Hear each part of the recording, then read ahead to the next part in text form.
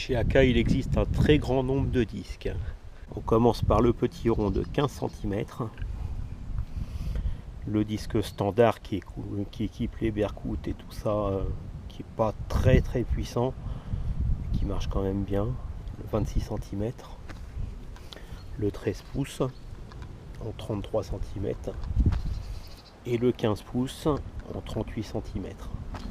Après on a l'elliptique en 15 cm par 26, et pour finir le disque, je dirais standard, qui donne les meilleures performances, le 25 par 34. Donc dans la gamme des fréquences, on a des 14 kHz, des 7 kHz, des multifréquences à pile, des multifréquences à bouton, mais j'en ai pas là sous les yeux, j'en ai eu un que j'ai pas pu garder, des 3 kHz, des 14, 7. Donc il ne faut pas vous formaliser si votre détecteur il est inscrit au Tipex par exemple, comme celui-là. La fréquence est marquée 7 kHz à la main. Donc, le Molotoc a un petit avantage, c'est qu'il va détecter automatiquement le changement de disque. Là on avait un 14 kHz, on passe sur un 3 kg, on allume le détecteur, Coil Frequency 3, et il nous demande d'effectuer un réglage des effets de sol. Sur une machine comme le Berkut, c'est encore un autre système. On allume le détecteur, lui il va nous dire que la bobine c'est une 10 par 7, c'est parce qu'on l'a enregistré. Si on change de disque, on va dans le menu, hop, on descend sur Coil, on entre, on va choisir dans la gamme 10, diamètre 10, 7 kHz, 6, 14 kHz, 9 par 12 en 7 kHz, etc., etc.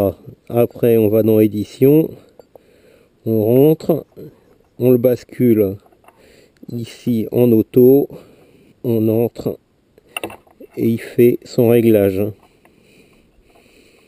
6, 6,77. Voilà, ça y est, le détecteur il s'est appairé avec sa bobine. Si vous ne voulez pas voir ce message d'erreur s'afficher à votre écran, il va falloir procéder comme je vais vous l'expliquer. Donc pour démarrer le Signum, quand on change de disque, on appuie sur le bouton plus, on appuie sur le bouton marche, et le détecteur va chercher la fréquence, Frequency 666 722. Donc 7 kHz. Et là, il va nous demander d'effectuer un réglage des effets de sol. On a un disque de 15 pouces en 3 kHz et on est quand même capable de trouver nos bols avec.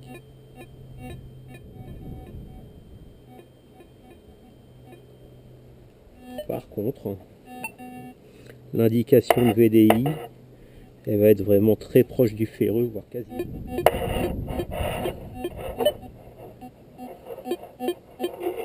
Voilà. Maintenant, si on met une fréquence qui est plus adaptée, le VDI va se déplacer vers la droite.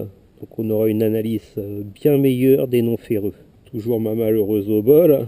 On a un VDI de 19, ce qui est déjà plus facile à identifier. Là on a un disque en 14 kHz.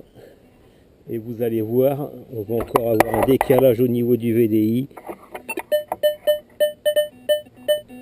Décalage angulaire, et là on a plus 39 de VDI ici. VDI profondeur. Donc là j'ai un disque de 13 pouces avec une petite particularité, c'est que c'est un bifréquence. En y mettant une polarité, là on peut inverser la fréquence. Là je l'ai passé en 21 kg et on peut observer un décalage de retour. Tout à l'heure on avait 39 de VDI. Maintenant, on se retrouve avec 50, 44. Donc, plus on monte dans les fréquences, plus on analyse facilement les petits non ferreux. AK nous donne une valeur de 1 mètre pour un casque avec le disque de 15 pouces en 3 kHz.